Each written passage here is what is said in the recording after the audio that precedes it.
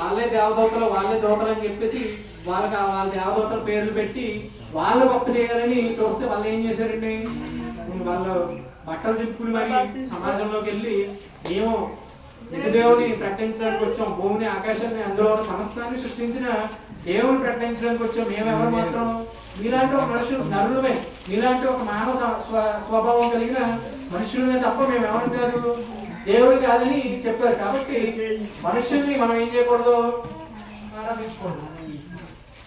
కాబట్టి ఎలాంటి ఒక విషయాల్లో మనం జాగ్రత్తగా ఉంటున్నామా లేదా అనే దాన్ని ఆలోచించారు. దేవుని పేరట చేస్తున్నామని ఈ Christmas, new year, Easter, Matla ఆదివారం ఇలాగూ దేవుని పేరట జరిగే ఈ యొక్క దేవుని గ్రంథంలో కానీ దేవుని బైబిల్లో కానీ లేని పండుగలు మనం ఏం చేయకూడదు, ఆచరించకూడదు.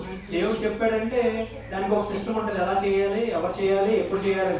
కొత్త నిబంధనలో ఉన్న పండుగలు ఏంటండి, కొత్త నిబంధనలో ఉన్న పండుగ ఏంటి, ఆదివారం అండి. కొత్త నిబంధనలో కొరింథీయులకు రాసిన మొదటి పత్రిక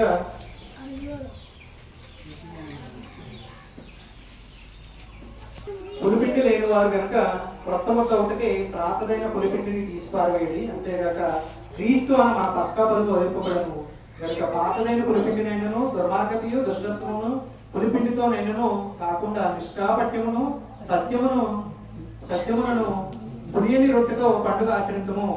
ఏ పండుగ ఇది, ఆదివారం జరిగే పండుగ. ప్రతి ఆదివారం జరిగే పండుగ. ఎవరు మన పస్కా పశువులు, ఎవరు, యేసుక్రీస్తు వారు. ఆయన ఏం చేశారు, మనందరి పాపాల కోసం మనందరం చేసిన పాపాలను ఆయన భుజం మీద వేసుకుని ఆయన మోసి ఆయన మన కోసం ఏం చేశాడు, వధింపబడ్డాడు. ఆయన పస్కా పశువు, ఇక్కడ ఆయన పస్కా పశువుగా ఉన్నాడు. ఆయన చిందించిన రక్తాన్ని, ఆయన బలి అయిన ఆ బలియాగాన్ని జ్ఞాపకం చేసుకోవడానికి మనం ఆచరించే పండుగ అది. అక్కడ అదే చెప్తున్నాడు కదా, నిష్కాపట్యమును సత్యములను పండుగ ఆచరించుకురండి అని చెప్తున్నాడు. ఆ పస్కా పండుగ అంటే పస్కా అంటే పస్కా పశువు అని చెప్పాడు. కానీ మళ్ళీ కొంతమంది ఏం చేస్తారంటే పస్కా ఉంది కదా, పాత్ర బంధంలో పస్కా పండుగ ఇక్కడ చేయొచ్చు అని దాన్ని తీసుకొచ్చి ఇక్కడ కలుపుతారు. కానీ ఇక్కడ చెప్పేది ఏంటి, పస్కా పశువు గురించి చెప్పాడు. ఆయన ఎవరు, క్రీస్తు ప్రభు వారు పస్కా పశువు.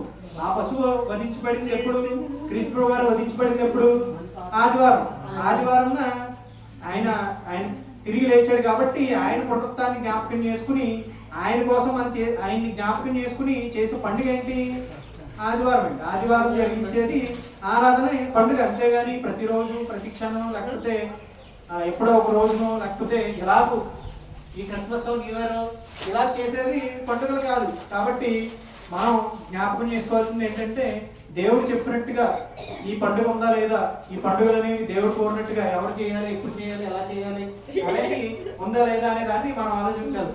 ఇదే ఈ ఆదివారం మనం చేసే ఆరాధన పండుగని మనం చూస్తే ఆరాధన దేవుడికి చేయాలి. ఎవరు చేయాలంటే క్రైస్తవులు చేయాలి. ఎప్పుడు చేయాలంటే ఆదివారం.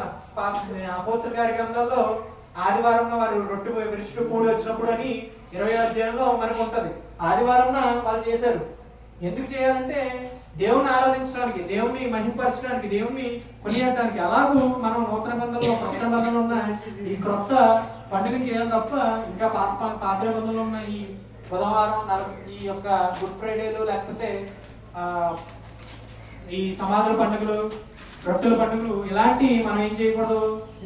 అలాగే రెండోదిగా మనం ఏం చూస్తామంటే అన్యులు చేసేలా గట్టిగా ఇతర దేవతలకి వాళ్ళు చేసే ఆ పండుగల్లో మనం ఏం చేయకూడదు, పాల్గొనకూడదు. దీపావళి కానీ, సంక్రాంతి కానీ, అలాగే హోలీ, రాఖీ, ఇలా దసరా, ఉగాది ఇలాంటి పండుగల్లో మనం ఏం చేయకూడదు, పాల్పొందులు పొందకూడదు. ఆ పండుగల్లో మన పిల్లలను కూడా ఏం చేయకూడదు, పాల్గొనేటట్టుగా మనం చేయకూడదు. కాబట్టి వాళ్ళని అటుగా ప్రోత్సహించకుండా వాళ్ళని మలిచేటట్టుగా దేవుని వైపు, దేవుని కార్యక్రమాల వైపు, దేవుని వైపు మనం మలిచేటట్టుగా మనం వాళ్ళ విషయంలో ఏం చేయాలి, జాగ్రత్త పడాలి. ముందు మనం చేయకూడదు. మన ఎవరైనా వెళ్ళామండి, పెద్దవాళ్ళు ఎవరైనా వెళ్ళారా, పిల్లలు వెళ్తే పోనీ మీరు ఇంకా తెలియకపోవచ్చు, లేకపోతే వాళ్ళకి చెప్పలేక వాళ్ళు చెప్పిన వినకపోవడం వల్ల వెళ్తున్నారు అనుకోవచ్చు. మనం వెళ్ళామా, పెద్దలు వెళ్ళాము, కోడిపందాలకు వెళ్ళారండి, మనం ఎవరైనా వెళ్ళామా?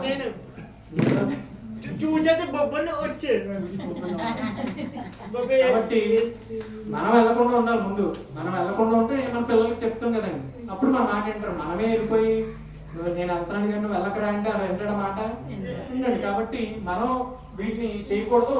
అలాగే మన పిల్లల్లో ఏం చేయకూడదు, చేయకుండా వాటిని ఆచరించకుండా ఉండేటట్టుగా మనం జాగ్రత్త పడాలి.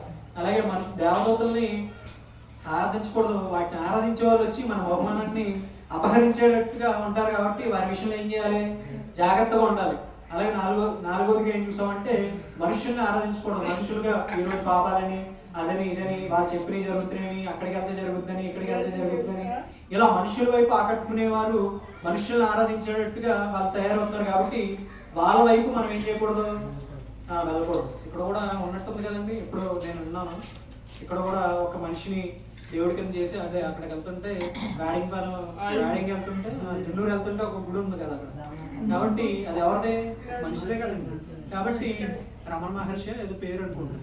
కాబట్టి ఒక మనుష్యుని మనం ఏం చేయకూడదు, ఆరాధించకూడదు, పూజించకూడదు, నమస్కరించకూడదు. కాబట్టి వీటి విషయంలో మనం జాగ్రత్త కలిగి ఇప్పటి నుంచైనా ఒకవేళ మనకు తెలియకుండా ఒక క్రైస్తవులు అనుకుని ఇతరులు చేస్తున్నారు కదా అని మనం కూడా చేస్తే ఎప్పటి నుంచి ఏం చేయాలి, మానేయాలి. న్యూ ఇయర్ కానీ క్రిస్మస్ కానీ ఏదైనా ముగ్గులు పెట్టడం కానీ రాఖీలు కట్టించుకోవడం కానీ లేకపోతే అక్కడికి వెళ్ళి భోజనం చేయడం కానీ ఇలాంటి కార్యక్రమాలు ఏం చేయాలి, మనం మానేయాలి. మన బంధువుల ఇంట్లో జరిగినా మన స్నేహితుల ఇంట్లో జరిగినా మనం ఏం చేయకూడదు, వాటిలో పార్టిసిపేట్ చేయకూడదు. కాబట్టి ఈ విషయాల్లో జాగ్రత్త పడదాం.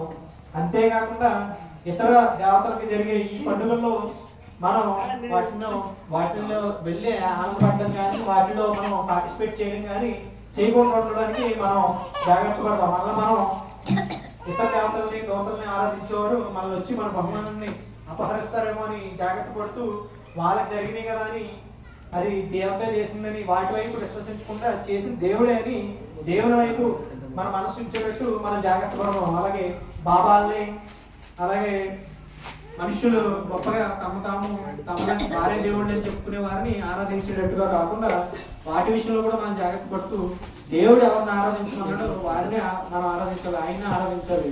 దేవుడు ఎవరినైతే వద్దన్నారో వాళ్ళని ఏం చేయకూడదు, ఆరాధించకూడదు.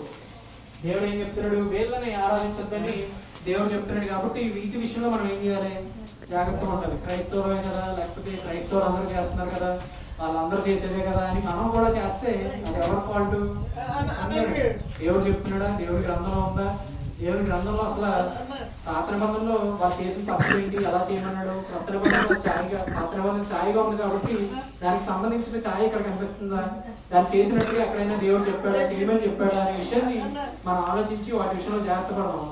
మన పిల్లలను కూడా మనం జాగ్రత్త పడుతూ వాళ్ళు వెళ్లకుండా వాటి వైపు తిరగకుండా వాటి వైపు వెళ్లకుండా మనం ఏం చేయాలి, జాగ్రత్త పడాలి. వాళ్ళు కోరుకునేది ఏంటి, శరీర ఆనందం. కాబట్టి ఆనందం దొరికే ప్లేసుల్ని వాళ్ళు ఎంచుకుంటారు. కాబట్టి వాటి వైపు వెళ్ళేటట్టుగా మనం ఏం చేయకూడదు, వాళ్ళని ప్రోత్సహించకూడదు. వాళ్ళు వెళ్తుంటే మనల్ని ఏం చేయాలి, మనం కంట్రోల్ చేయాలి. ఇప్పటి నుంచి కంట్రోల్ చేస్తే పెద్దగా మానేస్తారేమో. కాబట్టి ఆ దిశగా మనందరం ప్రయాణిద్దామని ఇంతవరకు మరి ఓపికగా ఈ మాటలు విన్న మీ అందరూ కూడా క్రీస్తు ప్రభువు నామములో వందనాలు చెల్లించుకుంటున్నానండి. అవును.